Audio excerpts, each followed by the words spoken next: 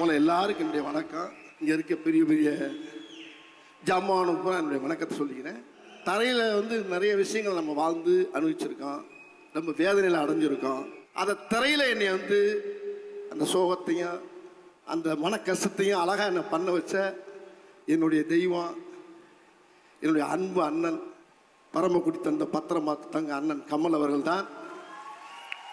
அங்கே எடுத்த பயிற்சி தான் இன்னைக்கு மாமன்னன்ல என்னை மாரி செல்வராஜ் அழகாக என்னை அருமையாக வேலை வாங்கினார். ரொம்ப சந்தோஷமாக இருக்கு எனக்கு. இதை விட இன்னொரு விஷயம் என்னன்னா, ஏஆர் ரஹ்மான் சார் சிலை ஐயா, சலாம் அலைக்கும். அலைக்கும் சலாம்.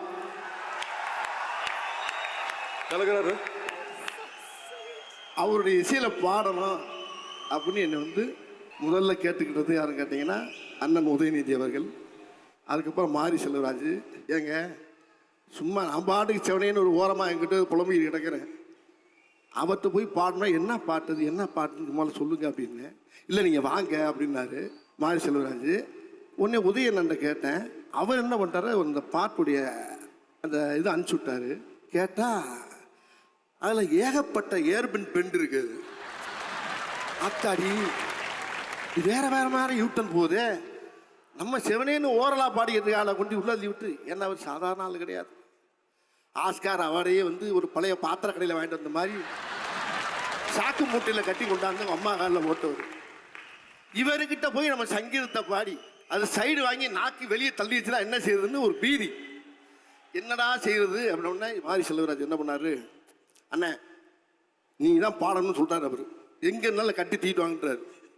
முதல்ல வாங்க.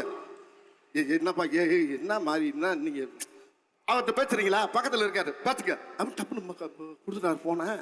அண்ணே வாங்க முதல்ல உங்களால் முடியும் வாங்க அப்படின்னாரு. இந்த வர்றேங்க நாளைக்கே வந்துடுறேன் அப்படின்னு வந்தாச்சு. உட்காந்து கொஞ்ச நேரம் பேசினா டெஸ்ட் எடுக்கிறார். பிளட் டெஸ்ட்டு, யூரின் டெஸ்ட்டு, எல்லா டெஸ்ட்டும் எடுக்கிறாரு. அப்புறம் டெஸ்ட் எல்லாம் பார்த்துட்டு அதுக்கப்புறம் தான் இன்ஜெக்ஷனே போடுறாரு. எனக்கு நம்பிக்கை இல்லை. இது போகிறப்ப சரி பார்ப்போம்னே அப்படின்னு சொல்லிடுவார் போடுக்கு நினச்சி நான் கொஞ்சம் பீதியாகவே இருந்தேன். சரி பாடுறீங்களா, கொஞ்சம் பாட்டெல்லாம் பழைய 2-3 பாட்டெல்லாம் பாடி காட்டினேன். பாட்டிட்டு அந்த ரூமுக்கு அனுப்பிச்சி விட்டாரு. உள்ளே போனோன்னா சலசலன்னு வேர்த்துச்சு. கீழே வாளி தான் வைக்கல, இல்லைன்னா ரம்பி இருக்கும். அப்படியே ஒரே வேக்காடு. பாட்டிக்கிட்டே இருந்தவர், டேய் அண்ணன்